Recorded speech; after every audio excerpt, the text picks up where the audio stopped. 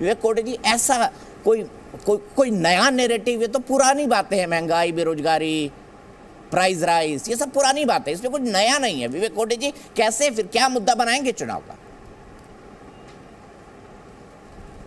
ये नया नैरेटिव यानी जैसे मोदी जी हर रोज कुछ नया नया चीज छोड़ देते हैं, ऐसा कोई नैरेटिव बनाने के लिए गठबंधन नहीं हुआ है। हमारा जो गठबंधन है वो गठबंधन इस देश में जो प्रजातंत्र खतरे में आया है, वो प्रजातंत्र को खतरे से बचाने के लिए, मैं आपको सुन नहीं रहा हूं। नहीं, मुझे सुनाई नहीं दे रहा है। मैं आपको सुन पा रहा हूं कोटे जी, बट आप ठीक मैं सुन पा रहा हूं आपको, ऐसे साफ है साफ सुन पा रहा हूं। हम जो 28 अलग अलग पार्टियां जो पहले एक दूसरे से खिलाफ लड़ी है, एक दूसरे से विचार अलग है, वो एक विचार से आज इकट्ठी हुई है। वो विचार ये है कि हमें इस देश को जो एकतंत्र का या डिक्टेटरशिप का खतरा मोदी जी की सरकार ने गए 9.5 साल में निर्माण किया है, उस खतरे से देश को बाहर लाके इस देश के संविधान की रक्षा करने और इस देश के लोगों को एक डेमोक्रेटिक जो एश्योरेंस हमारे संविधान ने दिया है, सबके साथ सामाजिक, आर्थिक और राजकीय न्याय की जो गारंटी हमारे संविधान ने दी है, वो बचाने के लिए हम लोग इकट्ठे आए हैं। मैंने शुरू में ही कहा कि हम अलग अलग विचार के लोग हैं, लेकिन अलग अलग विचार के लोगों ने दुनिया में 1934 से जो फैसिस्ट या एकतंत्री राज्य करने वाले लोग हैं, उनके खिलाफ एक अघाड़ी बनाई है, एक एकजुटता दिखाई है। 1934 में कैथोलिक पार्टी ने, कैथोलिक लोगों ने जर्मनी में सोशलिस्ट लोगों के साथ गठबंधन बनाया था। 1917 में ऑस्ट्रेलिया में भी ऐसा गठबंधन बनाया था। तो हमारा एक बेसिक उद्देश्य और एक ही लक्ष्य है कि इस देश को जो प्रजातंत्र को खतरा निर्माण हो गया एक तंत्र से, उससे देश को बचाने के लिए हम इकट्ठे आए हैं। तो हम कुछ नया कार्यक्रम क्यों देंगे? हमारा एक ही कार्यक्रम है कि किसी भी हालत में इस देश के लोगों के जो इंटरेस्ट है, जो आज ये मोदी सरकार ने अनिश्चित किए हैं, हमें ये पता नहीं चलता कि इस देश में प्रजातंत्र रहेगा कि नहीं रहेगा, वो प्रजातंत्र बचाने के लिए हम 28 पार्टी इकट्ठी आई है और हम इकट्ठे रहेंगे। ठीक है, आप इकट्ठे रहेंगे।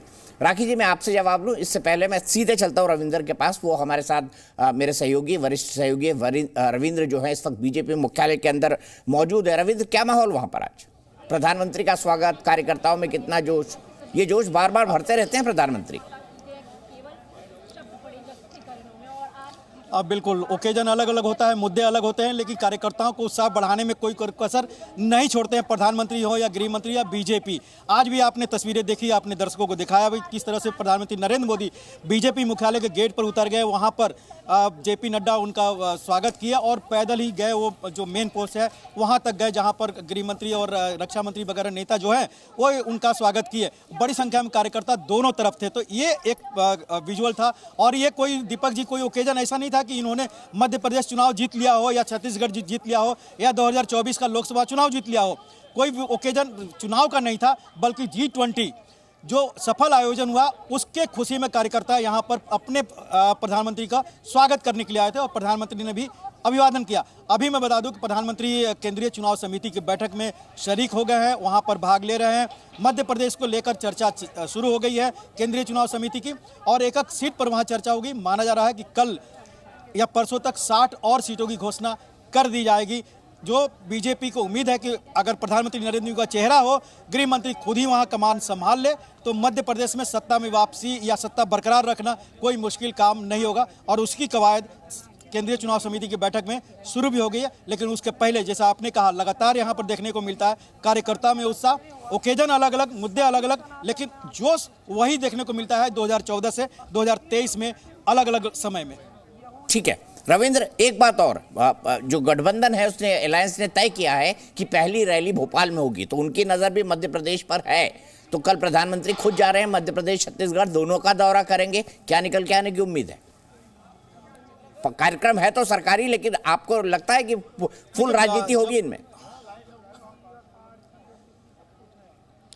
देखिए, सरकारी कार्यक्रम होते हैं लेकिन एक ना एक रैली जरूर होती है चुनाव से पहले। किसी भी विधानसभा चुनाव से पहले उस राज्य में प्रधानमंत्री का आपने देखा है लगातार कि 4-5 अगर सरकारी कार्यक्रम है तो एक बड़ी रैली जरूर होती है जो 4-5 विधानसभा क्षेत्रों को कवर करता रहा है। चाहे लोकसभा चुनाव के 2-3 महीना पहले जब इस तरह कार्यक्रम होते तो 2-4 लोकसभा क्षेत्र कवर करता हो, ऐसा कार्यक्रम बनाया जाता है। वही है कल प्रधानमंत्री नरेंद्र मोदी का कि जहां पर जो उनकी रैली है वहां पर 5 से 7 जो विधानसभा क्षेत्र है उसको कवर किया जाएगा, कार्यकर्ताओं को वहां पर लाया जाएगा, नेता वहां पर मौजूद रहेंगे। और ये एक दूसरी तरफ यहाँ पर केंद्रीय चुनाव समिति की बैठक, और भोपाल में जो जैसा आपने कहा कि पहली बैठक अलायंस की, लेकिन यहाँ पर बीजेपी वर्सेज कांग्रेस है मध्य प्रदेश में।